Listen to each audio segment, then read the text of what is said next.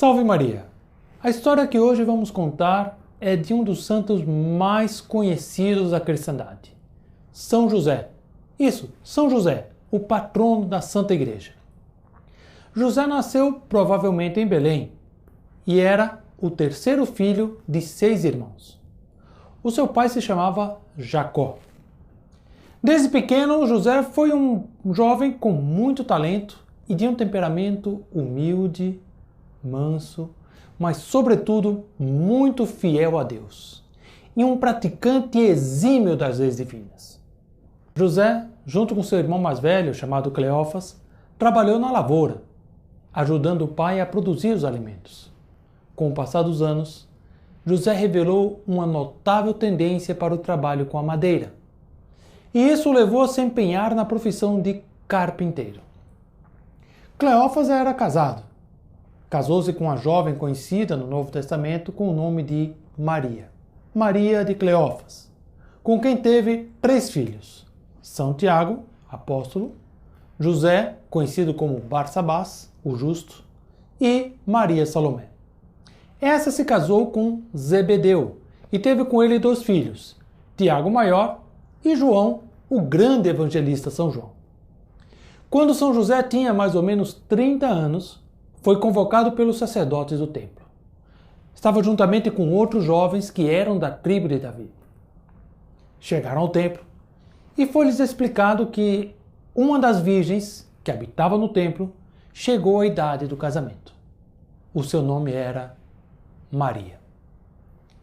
Todos os pretendentes estavam encantados ao ver as virtudes angélicas de Maria, e todos desejavam ardentemente a sua mão. Eles traziam consigo um bastão, e o sumo sacerdote pediu a Deus que fizesse florir o ramo daquele que deveria desposar a Virgem de Nazaré. Nesse momento, a vara de José foi a única a florescer, e assim ele foi escolhido para casar-se com Maria. Como ela tinha apenas 14 anos, continuou a morar na casa com seus pais, até o momento em que deveria habitar com seu esposo. Foi exatamente neste período que o anjo do Senhor apareceu a Maria, e por obra do Espírito Santo ela concebeu nosso divino Redentor. São Tomás de Aquino ensina que Deus confere as graças, confere os privilégios, à medida da dignidade e da elevação do estado a que ele, Deus, destina ao indivíduo. São José, pelos desígnios de Deus, deveria ser o esposo de Maria Santíssima. Deveria ser o pai jurídico do divino Filho de Deus, nosso Senhor Jesus Cristo.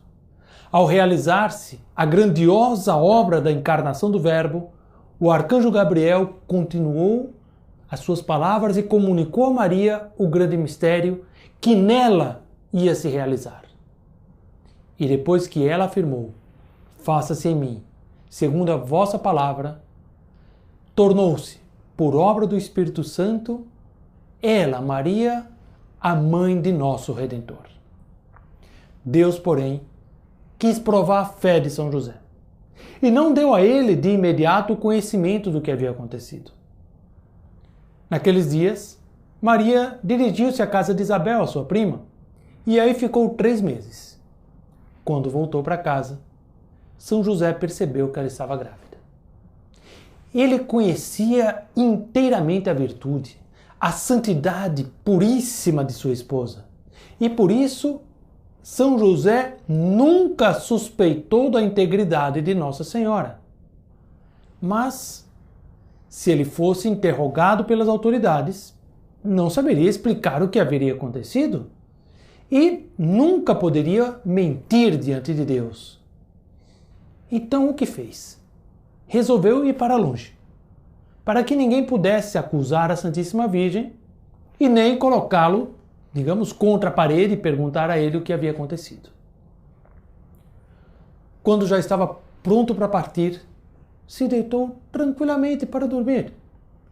E durante a noite, conta o evangelista, o anjo do Senhor lhe apareceu. Apareceu em sonhos e disse: "José, filho de Davi, não temas receber a Maria como esposa, porque isso que nela se operou é obra do Espírito Santo. Imagine a alegria que tomou conta da alma de São José. Conhecendo a sublime missão a que fora chamado, ele cresceu ainda mais no amor e na veneração àquela sua esposa, aquela que por sua fé seria o tabernáculo vivo do Messias. Naquela época, o imperador romano decretou um recenseamento, um censo de todos os povos subjugados ao seu poder. E cada cidadão era obrigado a se apresentar na sua cidade natal, na cidade de sua família.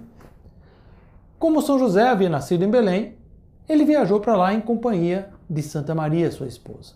Porém, ela já estava no último mês de sua gravidez.